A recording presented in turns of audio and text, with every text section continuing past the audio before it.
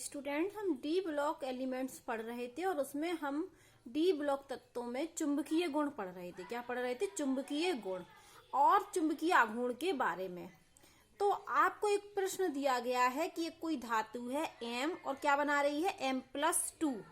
M+2 ion बना रही है और जेड कितना है? 27। जेड मतलब परमाणु क्रमांक कितना है उस धातु का? 27। और हमसे कहा गया कि 27 एक धातु का परमाणु क्रमांक है और आयन कौन सा बना रही है? +2 आयन। तो आप इसका चुंबकीय आघूर्ण की गणना कीजिए। तो आप जानते हो चुंबकीय आघूर्ण को हम म्यू से प्रदर्शित करते हैं। किससे प्रदर्शित करते हैं? म्यू से। और सूत्र क्या होता है? म्यू बराबर n+2। तो हमको वही लगाना है यहाँ पर। चुंबकीय आघूर्ण ज्ञात करना है, म्यू का मान ज्ञात करना है, तो हमें अंडर रूट में n+2 लगाना पड़ेगा। और n क्या होता था हमारा? अनपेयर्ड इलेक्ट्रॉनों की संख्या, अयुग्मित इलेक्ट्रॉनों की संख्या। तो हम सबसे पहले क्या लिखें कि हमको दिया है, क्या दिया है? परमाणु क्रमांक कितना? 27। और धातु कौन सा आयन बना रही है? M+2 ion. तो हमने सबसे पहले धातु लिखी M और परमाणु क्रमांक 27 और आपबाहु के नियम से उसका परमाणु इलेक्ट्रॉनिक विन्यास बना दिया। आपबाहु के नियम से इलेक्ट्रॉनिक विन्यास बना दिया। अब M+2 बनाना है हमें। तो M+2 का अर्थ होता है कि 2 इलेक्ट्रॉन निकालने हैं। तो कहां से निकलेंगे 2 इलेक्ट्रॉन? ये बाहरी कक्षा से। तो ये क्या हो जाएगा? 4s0 और ये रहेगा हमारा 3d7। अब हमको ढूंढने हैं अनपेयर्ड इलेक्ट्रॉन, अयुग्मित इलेक्ट्रॉन। तो ये तो पेयर्ड है, ये वाले भी पेयर्ड इलेक्ट्रॉन है, ये भी पेयर्ड है, ये भी पेयर्ड है, ये भी पेयर्ड है। इसको हम बनाते हैं 3d7। तो 3d जो ऑर्बिटल है उसमें 7 इलेक्ट्रॉन है, 7 इलेक्ट्रॉन हम भरते हैं। तो 1 2 3 4 5 6 और 7। तो ये तो युग्मित हो गए, जोड़े में होगा। कितने अनपेयर्ड है? 1 2 3। तो यहां पर n का मान कितना होगा? n मतलब अयुग्मित इलेक्ट्रॉनों की संख्या कितनी होगी? अयुग्मित इलेक्ट्रॉनों की संख्या 3।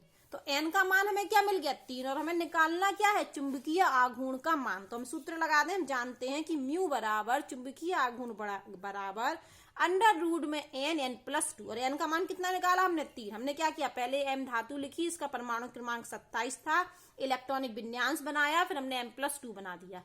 तो 2 इलेक्ट्रॉन बाहर निकाल दिए। फिर हमने देखी अनपेयर्ड इलेक्ट्रॉनों की संख्या। तो ये कितने मिले हमें अनपेयर्ड इलेक्ट्रॉन? 3। अब हमें n का मान मिल गया तो हमने सूत्र लगा दिया। तो अंडर रूट में n+2। तो n का मान कितना रखें? 3। 3+2 तो 3 और 2 कितने हो गए? 5। 5 3 15। जब 15 का हम वर्गमूल निकालेंगे तो 3.9, क्योंकि 16 का वर्गमूल 4 होता है। तो 15 मतलब 4 से कम, तो कितना आ जाएगा? 3.9। तो इस तरीके से हम किसी भी आयन का चुंबकीय आघूर्ण की गणना कर सकते हैं। इसके पहले हमने ये वाला सवाल करवाया था कि एक कोई धातु है जिसका परमाणु क्रमांक कितना है? 25 और वो क्या बना रही थी? द्विसंयोजी आयन। तो हमने क्या किया था? 25 वाले का देखो परमाणु क्रमांक लिख दिया था। परमाणु क्रमांक 25 लिख के इलेक्ट्रॉनिक विन्यास बना दिया था। फिर हमने M+2 द्विसंयोजी बना दिया था। फिर हमने यहाँ देखे थे 3d7। इसको हम इस तरीके से भी देख सकते थे। ये 7 बना दें। 1 2 नहीं 3d5, 7 नहीं 5। 7 तो इस बार है। 1 2 3 4 5। तो कितने अनपेयर्ड इलेक्ट्रॉन है? 5। फिर हमने वही सूत्र लगा दिया था। तो यहाँ पर कितना आंसर आया था? 35। तो 5.9। जबकि हमने यहाँ क्या देखा? 3 अनपेयर्ड इलेक्ट्रॉन है अयुग्मित। तो हमने फिर सूत्र लगा दिया। तो इस तरीके से हम चुंबकीय आघूर्ण की गणना कर सकते हैं। तो ये हम पुराना टॉपिक हो गया। आज हम नई हेडिंग पढ़ रहे हैं, रंगीन आयनों का बनना। तो जो डी ब्लॉक के तत्व होते हैं उनके जो आयन होते हैं वो रंगीन होते हैं, कलर्ड होते हैं। कैसे? कलरलेस नहीं होते हैं, कलर्ड होते हैं, रंगीन होते हैं। तो रंगीन आयनों का बनना। अब आप बात समझिए। पहले हम चलो किताब ही पढ़ लेते हैं क्या लिखा है, फिर अपने शब्दों में समझेंगे। जब निम्न ऊर्जा वाले डी कक्षक से, कौन से डी कक्षक से? निम्न ऊर्जा वाले, कम ऊर्जा वाले डी कक्षक से इलेक्ट्रॉन का उत्तेजन हो जाए। कहाँ? उच्च ऊर्जा वाले डी कक्षक में। तो उत्तेजन ऊर्जा का मान अवशोषित होगा, प्रकाश की आवृत्ति के संगत होगा। जितना अवशोषित होगा उत्तेजन ऊर्जा का मान, उत्तेजन ऊर्जा का मान अवशोषित प्रकाश की आवृत्ति के संगत होगा। हम ये कह रहे हैं कि कोई निम्न ऊर्जा का डी ऑर्बिटल है और ये उच्च ऊर्जा का डी ऑर्बिटल है। तो इलेक्ट्रॉन निम्न ऊर्जा के डी ऑर्बिटल से उच्च ऊर्जा के डी ऑर्बिटल में उत्तेजित हो रहा है। तो उत्तेजन ऊर्जा का जो मान है वो अवशोषित प्रकाश की आवृत्ति के संगत होगा। कुछ ऊर्जा ग्रहण करेगा ना और फिर उत्तेजित अवस्था में जाएगा, तो अवशोषित प्रकाश की आवृत्ति जो ग्रहण करेगा उसका किसके संगत होगा, उत्तेजन ऊर्जा के मान के। अब यहाँ देखा गया है कि जो आवृत्ति होती है, जो आवृत्ति होती है ऊर्जा, वो कौन से रीजन में होती है, कौन से क्षेत्र में, दृश्य क्षेत्र में, विजिएबल रीजन में होती है, विजिएबल रीजन में। पेक्षित रंग अवशोषित प्रकाश का पूरक रंग होता है। वो ये कह रहे हैं पेक्षित रंग, जो हमें रंग मिलता है आयन का, तो वो अवशोषित प्रकाश का पूरक होता है। यहाँ पर क्या होगा कि जब डी ऑर्बिटल का इलेक्ट्रॉन उच्च ऊर्जा में जाएगा निम्न वाले का, तो उत्तेजित होगा, तो ऊर्जा को अवशोषित करेगा। तो वो जिस प्रकाश को अवशोषित करेगा तो उस आवृत्ति का जो पूरक कलर होगा वो हमको आयन में मिलेगा। तो यहाँ पर वो जो कह रहे हैं पेक्षित रंग, मतलब हमें जो आयन का रंग मिलेगा वो किसका पूरक होगा, विलोम होगा। पूरक मतलब उल्टा, किसका पूरक होगा, अवशोषित प्रकाश का, जो उसने अवशोषित किया था और अवशोषित करके निम्न ऊर्जा से उच्च ऊर्जा में गया था, तो उस प्रकाश का पूरक होगा पेक्षित रंग। अवशोषित प्रकाश की आवृत्ति का निर्धारण, अब ये बात भी सुनिए कि वो कोई डी ऑर्बिटल का इलेक्ट्रॉन कितनी ऊर्जा को अवशोषित करेगा, तो अवशोषित प्रकाश की जो आवृत्ति है उसका निर्धारण लिगेंड के स्वभाव के आधार पर होता है, कि लिगेंड का स्वभाव क्या है, उसके आधार पर अवशोषित प्रकाश की आवृत्ति का निर्धारण होता है, किस आवृत्ति के प्रकाश को अवशोषित करेगा। तो इसका निर्धारण कौन करता है, लिगेंड। अब हमको एक सारणी दी गई है, तो सारणी में हमें बताया गया है कि जलीय विलयन में पेक्षित रंगों को क्रमबद्ध किया गया, कुछ आयनों के हमें रंग बताए गए हैं सारणी में। यहाँ जल के अणुओं का लिगेंड का कार्य कर रहे हैं, वो कह रहे हैं यहाँ पर जलीय विलयन में बात हो रही है, तो जलीय विलयन में जल है, तो जल किसकी तरह व्यवहार कर रहा है, लिगेंड की तरह व्यवहार कर रहा है। तो यहाँ पर हमें कुछ तत्व दिए गए हैं जिनका रंगीन विलयनों को दर्शाया गया है। तो हम टेबल देख लेते हैं। सबसे पहले ये देखिए, हमें एक ये आयन दिया है स्कैंडियम +3, ये किस कलर का होता है, रंगहीन होता है। टाइटेनियम +4 रंगहीन होता है। टाइटेनियम +3 नीला होता है। देखो टाइटेनियम +4 तो रंगहीन है, जबकि टाइटेनियम +3 नीले कलर का होता है। वेनेडियम +4 नीला होता है। वेनेडियम +3 क्या होता है, हरा। वेनेडियम +2 बैगनी होता है। क्रोमियम +3 बैगनी होता है। Mn+3 भी बैगनी होता है। तो ये जो हमें रंग मिल रहा है तो इनका पूरा का रंग अवशोषित हुआ होगा। ठीक है, इतनी बात समझ में आई। अब हम इसको थोड़ा भी हमने किताब से समझा, थोड़े अलग तरीके से समझते हैं कि ये है हमारी कोई डी ऑर्बिटल, और डी ऑर्बिटल में 5 सबसेल होते हैं। एक का नाम क्या होता है, DXY, दूसरे का नाम क्या होता है, DYZ, तीसरे को क्या बोलते हैं, DZX, चौथे को बोलते हैं हम DX² - Y², और पांचवें सबसेल को क्या कहते हैं, DZ²। ये 5 सबसेल होती हैं डी ऑर्बिटल में। जैसे P में होती हैं, P के क्या बोलते हैं, इसको PX, इसको PY और इसको PZ। ठीक है, उसी प्रकार से ये D में 5 होती हैं। तो क्या होता है, इनका स्प्लिटिंग हो जाती है। क्या हो जाती है, इनकी स्प्लिटिंग हो जाती है, और स्प्लिटिंग के बाद ये 2 स्प्लिट मतलब विघटन हो जाता है, विघटन, 2 भागों में बट जाती हैं। तो एक को हम बोलते हैं EG और एक को बोलते हैं T2G। एक को बोलते हैं EG और एक को बोलते हैं T2G। तो T2G में कौन कौन सी आती हैं, ये वाली T2G में आती हैं ये DXY, DYZ और DZX। और EG में कौन जाता है, EG में जाता है हमारा DX² - Y² और DZ²। अब यहाँ एक और नियम है कि जो EG होता है, तो जब आप इसका कक्षा 11 में आपने डी ऑर्बिटल की संरचना पढ़ी होगी। S ऑर्बिटल तो गोलाकार होती है, S ऑर्बिटल कैसी होती है, गोलाकार। P ऑर्बिटल डंबल आकार की होती है, जैसे ये PX हो गया, तो ये PY हो गया और ये PZ हो गया। तो S ऑर्बिटल आपकी गोलाकार होती है और P ऑर्बिटल आपकी डंबल आकार की होती है, और D ऑर्बिटल डबल डंबल होती है। D ऑर्बिटल कैसी होती है, डबल डंबल, अभी हम दिखा देंगे। तो ये 2 सबसेल हैं, ये अक्ष पर बनते हैं। ये कहाँ होती हैं, अक्ष पर।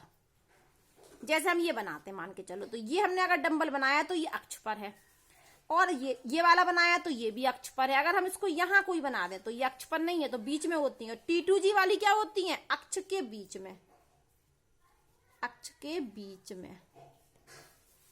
तो हमने आपको कहा कि जो डी ऑर्बिटल में 5 सबसेल होती हैं, कौन कौन सी, D X Y, D Y Z, D Z X, D X square minus Y square और डी जेड स्क्वायर। तो इनका स्प्लिटिंग हो जाता है ईजी और T2G में। T2G में कौन कौन आता है, D X Y, D Y Z, D Z X, और ईजी में कौन जाता है, D X square minus Y square और डी जेड स्क्वायर। तो ये सबसेल कहाँ बनती हैं, अक्ष पर, और ये कहाँ होती है, अक्ष के बीच में। और डी ऑर्बिटल की जो संरचना होती है वो डबल डंबल आकार की होती है। एस ऑर्बिटल गोलाकार, पी ऑर्बिटल डंबल और डी ऑर्बिटल डबल डंबल, और एफ की कॉम्प्लेक्स होती है। ये संरचना आप एसपीडीएफ की पढ़ चुके हैं कक्षा 11 में। तो यहाँ पर ये स्प्लिटिंग हो जाती है, स्प्लिटिंग हो गई, और ईजी की ऊर्जा होती है ज्यादा। तो यहाँ बात ये हो रही है कि जब डी ऑर्बिटल का निम्न ऊर्जा वाला डी ऑर्बिटल से इलेक्ट्रॉन, कहाँ से ऑर्बिटल, निम्न ऊर्जा वाले डी ऑर्बिटल से इलेक्ट्रॉन कहाँ चला जाए, उच्च ऊर्जा वाले डी ऑर्बिटल में चला जाए। मान लो यहाँ पर हमारे पास एक इलेक्ट्रॉन है, हमने ये भर दिया, ये इलेक्ट्रॉन। यदि ये इलेक्ट्रॉन कहाँ चला जाए, ऊपर चला जाए, यहां आ जाए, तो इसको हम बोलते हैं डी ट्रांजिशन। यही वो कह रहे हैं कि डी कक्षक का इलेक्ट्रॉन निम्न ऊर्जा वाले डी ऑर्बिटल से उच्च ऊर्जा वाले डी ऑर्बिटल में जाता है। निम्न ऊर्जा वाले डी ऑर्बिटल से इलेक्ट्रॉन उच्च ऊर्जा वाले डी ऑर्बिटल में जाता है। तो इस प्रोसेस को हम क्या कहते हैं, इस प्रोसेस को डी ट्रांजिशन। क्या कहते हैं, डी ट्रांजिशन। हिंदी में बोलते हैं इसको डी संक्रमण। ठीक है, तो इसको हम डी ट्रांजिशन कहते हैं। होता क्या है कि जब निम्न ऊर्जा से इलेक्ट्रॉन उच्च ऊर्जा वाले डी ऑर्बिटल में जाता है तो कुछ ऊर्जा को अवशोषित करता है और ऊपर पहुंच जाता है, लेकिन क्या करता है, फिर वापस आता है। फिर क्या करता है, हमें वापस आता है। और जब ये वापस आता है तो विजिबल क्षेत्र में, कौन से क्षेत्र में, विजिबल क्षेत्र में दृश्य प्रकाश में ऊर्जा का उत्सर्जन करता है। पहले निम्न ऊर्जा वाला डी ऑर्बिटल का इलेक्ट्रॉन उत्तेजित होकर उच्च ऊर्जा वाले डी ऑर्बिटल में गया। ठीक है, इस प्रोसेस को हम क्या कहते हैं, डी ट्रांजिशन कहते हैं। और वहां से फिर क्या होता है, वापस आता है। और वापस आता है, कहाँ वापस आता है, दृश्य प्रकाश में। और दृश्य प्रकाश में वापस आकर कलर देता है। ठीक है, पहले निम्न ऊर्जा से इलेक्ट्रॉन उच्च ऊर्जा वाले डी ऑर्बिटल में गया और वहां से क्या होता है, ग्राउंड स्टेट पर वापस लौटता है। और वापस लौटेगा तब विजिबल क्षेत्र में दृश्य प्रकाश में ऊर्जा का उत्सर्जन करेगा। और इस ऊर्जा के उत्सर्जन के कारण ही हमें कलर दिखता है कि निम्न से ऊर्जा उच्च में गया, जब उच्च से वापस आएगा तो ऊर्जा का क्या करेगा, उत्सर्जन। जब ऊपर से यहाँ नीचे आएगा, उच्च ऊर्जा ऑर्बिटल से निम्न ऊर्जा वाले ऑर्बिटल में आएगा तो ऊर्जा का उत्सर्जन करेगा। और ये कहाँ करता है, दृश्य प्रकाश में करता है, दृश्य विजिबल रीजन में करता है। इस ऊर्जा के उत्सर्जन की वजह से ही हमको कंपाउंड्स कलर्ड दिखते हैं। कैसे दिखते हैं, कलर्ड। ठीक है, अब हम थोड़ा सा और बताएंगे कि जब हमने पूरक शब्द एक बोला था कि पेक्षित जो रंग है, हमें जो रंग मिलता है वो अवशोषित प्रकाश का पूरक रंग होता है। तो हम जैसे बताएं आपको थोड़ा सा उदाहरण कि यदि कोई ब्लू लाइट को एब्जॉर्ब करेगा, कुछ होते हैं पूरक कलर, यदि कोई ब्लू लाइट को एब्जॉर्ब कर रहा है, ब्लू लाइट को क्या कर रहा है, अवशोषित, एब्जॉर्ब कर रहा है, तो कौन सा कलर मिलेगा, जब ब्लू लाइट एब्जॉर्ब होगी तो होने पर, ब्लू लाइट एब्जॉर्ब होने पर हमको रेड कलर मिलता है। तो ब्लू क्या है, रेड का पूरक है। इसी प्रकार से जब येलो लाइट का अवशोषण होगा तो हमें पिंक कलर मिलेगा। कौन सा कलर, पिंक कलर। तो ये एक दूसरे के क्या है, पूरक कलर है। वो यही कह रहे थे कि जो पेक्षित रंग है, जो हमें रंग मिलता है, वो अवशोषित प्रकाश का पूरक रंग होता है। पेक्षित रंग अवशोषित प्रकाश का पूरक रंग होता है। तो अवशोषित रंग कौन सा है, ब्लू। तो पेक्षित कौन सा आ रहा, रेड। अवशोषित यदि येलो है तो कौन सा पेक्षित आ रहा, पिंक। ठीक है, लेकिन ये डिटेल में दिया नहीं गया, थोड़ा सा हमने बता दिया। तो वापस सुन लीजिए कि ये डी ऑर्बिटल में 5 सबसेल होते हैं जिनका क्या हो जाती है, स्प्लिटिंग, दो T2G और EG बन जाता है। तो जब निम्न ऊर्जा वाले डी ऑर्बिटल का इलेक्ट्रॉन उच्च ऊर्जा वाले डी ऑर्बिटल में जाता है तो इसको इलेक्ट्रॉन उत्तेजित होकर जाता है और फिर क्या करता है, ये वापस लौटता है। तो वापस लौटता है तो क्या करता है, ऊर्जा का उत्सर्जन करता है और विजिबल क्षेत्र में, दृश्य प्रकाश में, जिसकी वजह से हमको कलर्ड मिलता है। ठीक है, अब हम पढ़ते हैं, ये हमको सारणी दी गई है। अब उन्होंने कहा स्कैंडियम +3 रंगहीन है, तो हम आपको पीछे पढ़ा चुके हैं कि जो कलर्ड हमें दिखता है कंपाउंड, वो अयुग्मित इलेक्ट्रॉन की वजह से दिखता है। किसकी वजह से दिखता है? कलर्ड अयुग्मित इलेक्ट्रॉन की वजह से। तो स्कैंडियम +3 में आप देखोगे 3D 0 है। 3D 0 मतलब अयुग्मित इलेक्ट्रॉन ही नहीं है, इसलिए ये क्या होगा? रंगहीन होगा। टाइटेनियम +4 को भी देखो 3D 0 मतलब अयुग्मित इलेक्ट्रॉन नहीं है, इसलिए ये क्या होगा? रंगहीन। जबकि आप टाइटेनियम +3 में देखो 3D 1 मतलब एक अयुग्मित इलेक्ट्रॉन है, इसलिए कलर्ड है। तो ये हमें याद करने पड़ेंगे कलर्ड। तो हम यहाँ पर एक क्वेश्चन मान के चलो, हमसे कोई पूछे कि Zn+2 और स्कैंडियम +3 कौन सा रंग देगा, पेपर में आ गया। हमने कहा सारणी याद करनी पड़ेगी, तो मान लो पेपर में आ गया कि जिंक +2 और स्कैंडियम +3 कौन सा रंग देगा। तो ज्यादा दिमाग मत लगाना, पहले इसको बना के तो देखना कि इसमें अयुग्मित इलेक्ट्रॉन है भी या नहीं। अगर अयुग्मित इलेक्ट्रॉन होंगे तभी तो रंग होगा। तो हमने सबसे पहले Zn का परमाणु क्रमांक होता है 30, तो इलेक्ट्रॉनिक विन्यास बना लिया। फिर हमने बनाया Zn+2। Zn+2 का अर्थ होता है 2 इलेक्ट्रॉन बाहर निकालना, तो हमने ये 2 इलेक्ट्रॉन बाहर निकाल दिए, तो ये क्या बन गया? 4s0।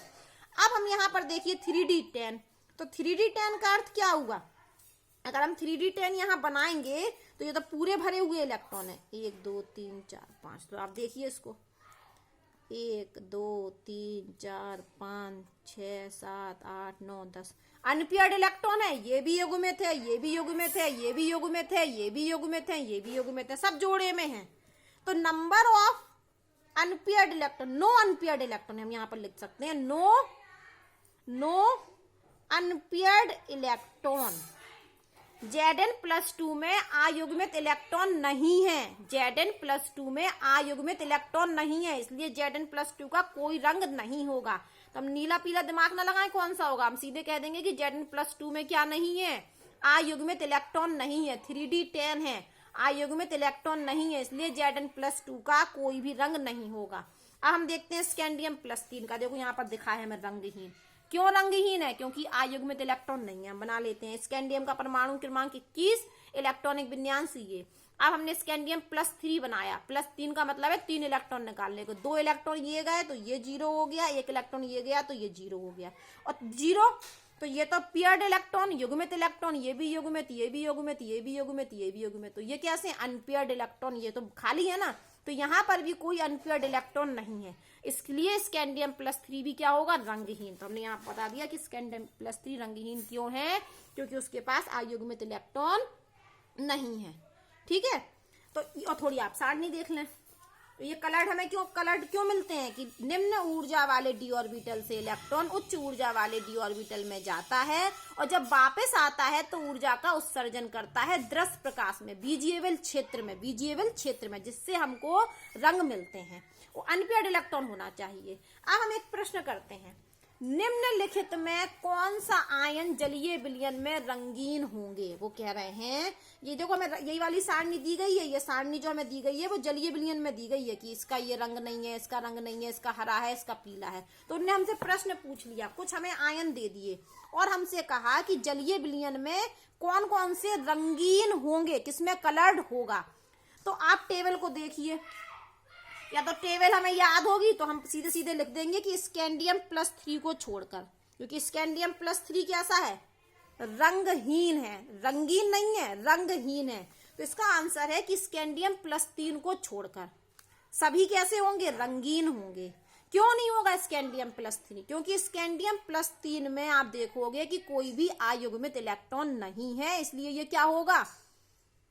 रंगहीन होगा, रंगीन नहीं होगा। तो इसको छोड़कर ये सब रंगीन होते हैं, रंगीन मतलब कलर्ड होते हैं। तो या तो हम टेबल में देखें, तो टेबल में हम टाइटेनियम +3 को देखें, टाइटेनियम +3 इलेक्ट्रॉनिक विन्यास जब हम बनाएंगे तो क्या मिलेगा? 3D बना। अगर नहीं भी बनाना तो हम अपना बना लेते हैं। टाइटेनियम का क्या होता है? 22। तो एक हम करके बता देते हैं, 1s2 2s2 2p6 3s2 3p6 4s2 और 3d2। अब हमें क्या बनाना है? टाइटेनियम +3। तो ये चलेगा हमारा 1s2 2s2 2p6 3s2 3p6 4s0 और 3d1। 1। देखो ये निकल आया 3d1, मतलब एक आयुग्मित इलेक्ट्रॉन है। एक क्या है हमारे पास, अनपेयर्ड इलेक्ट्रॉन। अनपेयर्ड इलेक्ट्रॉन है तो टाइटेनियम +3 क्या होगा, रंगीन होगा। क्या होगा, रंगीन। स्कैंडियम +3 देखो अभी बनाया हमने, स्कैंडियम +3 नो अनपेयर्ड इलेक्ट्रॉन, तो रंगहीन होगा। अब हम वेनेडियम +3 को देख लें, तो वेनेडियम का परमाणु क्रमांक पीछे का बनाते हैं हम, तो 4s2 और 3d3 कितना होता है, 4s2 और 3d3। अब उन्होंने क्या कहा, वेनेडियम +3, तो वेनेडियम +3 बना देते हैं। तो वेनेडियम +3 का क्या होगा, 4 और ये हो जाएगा 3d2। तो यहाँ पर कितने हैं, 2 अनपेयर्ड इलेक्ट्रॉन है। 2 क्या हैं, अनपेयर्ड इलेक्ट्रॉन। ठीक है, तो 2 अनपेयर्ड इलेक्ट्रॉन है, तो इसलिए वेनेडियम +3 क्या होगा, रंगीन होगा। रंगीन मतलब कलर्ड होगा। इसी प्रकार से आप कॉपर प्लस का देखना, तो कॉपर प्लस में भी क्या होंगे, अयुग्मित इलेक्ट्रॉन होंगे, तो आपका होगा ये भी रंगीन होगा। वापस सुन लीजिए, हमने टाइटेनियम +3 को देखा तो अयुग्मित इलेक्ट्रॉन है, तो टाइटेनियम +3 क्या होगा, रंगहीन। फिर हमने वेनेडियम +3 को देखा, परमाणु क्रमांक बनाया और +3 वाला बना दिया, तो हमें अनपेयर्ड इलेक्ट्रॉन दिखे, तो वेनेडियम +3 भी क्या होगा, रंगीन। इसी प्रकार से आप कॉपर प्लस को देखना, तो इसमें भी क्या होंगे, अयुग्मित इलेक्ट्रॉन होंगे, तो ये भी रंगीन होगा। जब हमने स्कैंडियम +3 को देखा, अभी देखो अभी किया था सॉल्व स्कैंडियम +3 को, तो यहाँ पर अनपेयर्ड इलेक्ट्रॉन नहीं है, तो ये क्या होगा, रंगहीन होगा। Mn+2 को देखोगे तो इसमें अयुग्मित इलेक्ट्रॉन होंगे। इसी प्रकार से देख लेना, परमाणु क्रमांक कितना होता है Mn का, 25। तो इलेक्ट्रॉनिक विन्यास बनाना, फिर 2 इलेक्ट्रॉन निकाल देना, तो आपको अयुग्मित इलेक्ट्रॉन मिलेंगे। तो ये क्या होगा, रंगीन। Fe+3 को देखना, ये भी रंगीन, ये भी रंगीन। तो जिनमें अयुग्मित इलेक्ट्रॉन होते हैं वो सब क्या होते हैं, आयन रंगीन। तो स्कैंडियम +3 को छोड़कर ये सब आयन कैसे हैं, रंगीन है। रंगीन मतलब कलर्ड है। सिर्फ स्कैंडियम +3 कलरलेस है।